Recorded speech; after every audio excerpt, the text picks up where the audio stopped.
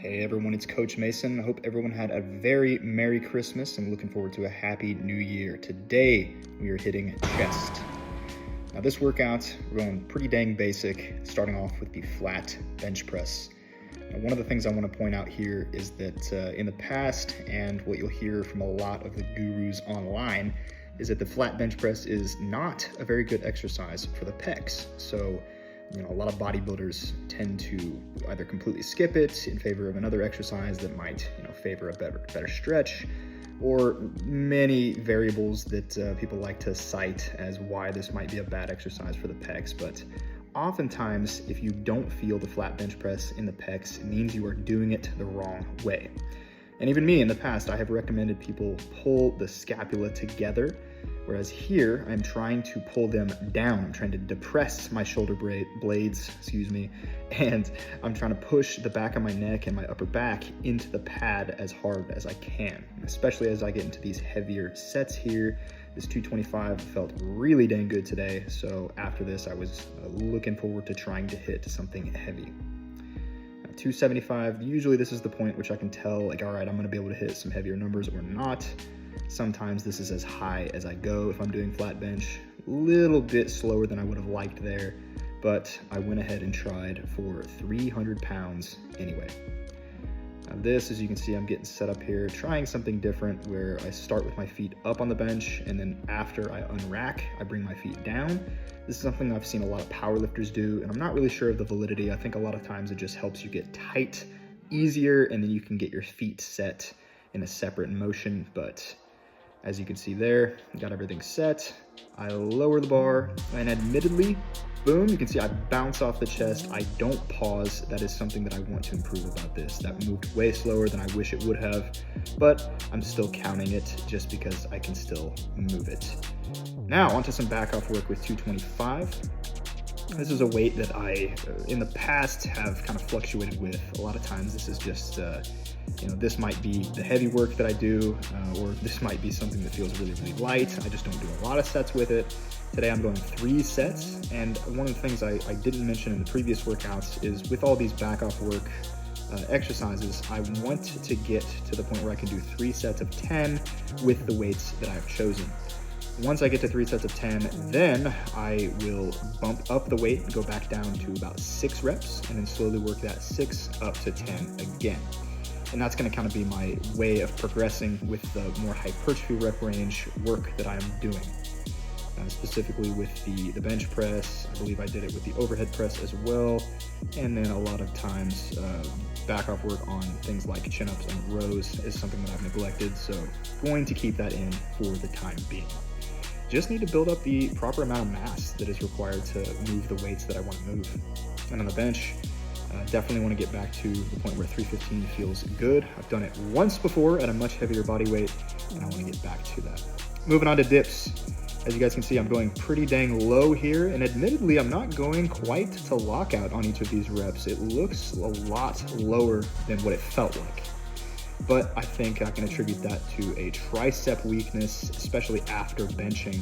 Because at this point, I've done 4 sets of pretty heavy bench, working sets at least, and kind of need to improve my endurance and my ability to keep pushing out those top sets with the triceps afterwards.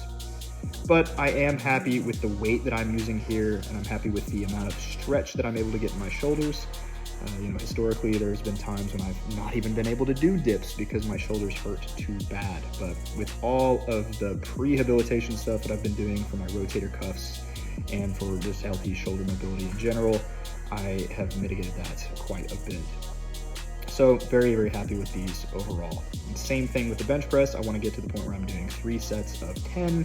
I think on this last set, I get 4 reps. I can't really remember, so I'm a ways away on the dips, but like I said, just need to keep hammering that volume and keep putting in the work. There we go. Well, maybe I do a couple more. This is 5. Yeah, that was pretty much the limit on that 3rd set of dips there. As I move on here, first accessory, or last accessory I should say, is incline flies. Now this is something that I have strayed away from in the past, partially due to the shoulder injury that I mentioned, but also partly just because I have found my mindset towards isolation exercises for things like the pecs and even the lats to a certain extent. I've thought of them as useless. I've thought of them as things that, the bench press already hits the pecs sufficient enough, so why do I need to hit them with another movement? Now, I've changed my mind slightly on this just because, you can't stray away from isolation work and expect to have the same development as, someone like a bodybuilder who does a lot of isolation work. It's just not realistic to think that you can get the same amount of development. Also, I find that when I avoid these weird angle exercises like the incline flies or even the dips to a certain extent, my shoulders tend to get locked in place. I get a little bit more clicking and popping, and I know I've said that about a lot of exercises that I tend to neglect, but I really just want to make sure that I am as well-rounded as I can possibly be. And one thing you'll notice about this workout in particular, all of the exercises are a slightly different angle, whereas the flat bench press is obviously completely horizontal. The dips, I'm pushing downwards with the pecs, and with the incline flies, I'm coming up at an angle. So each of those has a very distinct angle. I'm trying to be as non-redundant as possible with my movement selection. And this is an exercise that has felt horribly for me in the past, specifically with my shoulders, but today felt pretty dang good. So very happy with these. This is kind of a weird angle I wanted to showcase, but you can just kind of see a little bit better how deep I'm trying to go. Arnold Schwarzenegger often talked about going all the way to the floor or trying to go all the way to the floor with his dumbbells. Not quite going down that far, but I'm getting a very deep stretch in the pecs, especially at this incline angle. And again, trying to get these up to 3 sets of 10 reps eventually. For my main work, I don't think I mentioned I'm going for undulating rep schemes where eventually I'll be hitting something like 5x5, 3x3, things like that. But right now, we're just going to top set and then back off work. Moving on to a little bit of posing here in the locker room area. I have not had as much trouble flexing my pecs as I have with things like my lats or my shoulder poses. But like the most muscular, the side chest, things like that, it's always been fairly easy for me to flex my pecs. The only thing I've noticed is a slight imbalance between my left and my right side. But as I get stronger, that has been fixed a little bit. I think that just doing more work overall for the pecs is what's necessary there. As you can see, they're a little fuller than they have been in the past. Just continuing to work the different angles and make my pecs as big and as round as possible, just so they really pop on stage.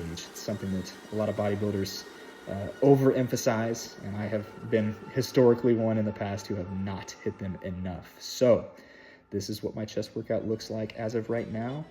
Really appreciate you guys watching. Thanks so much. I'll see you in the next workout. Bye-bye.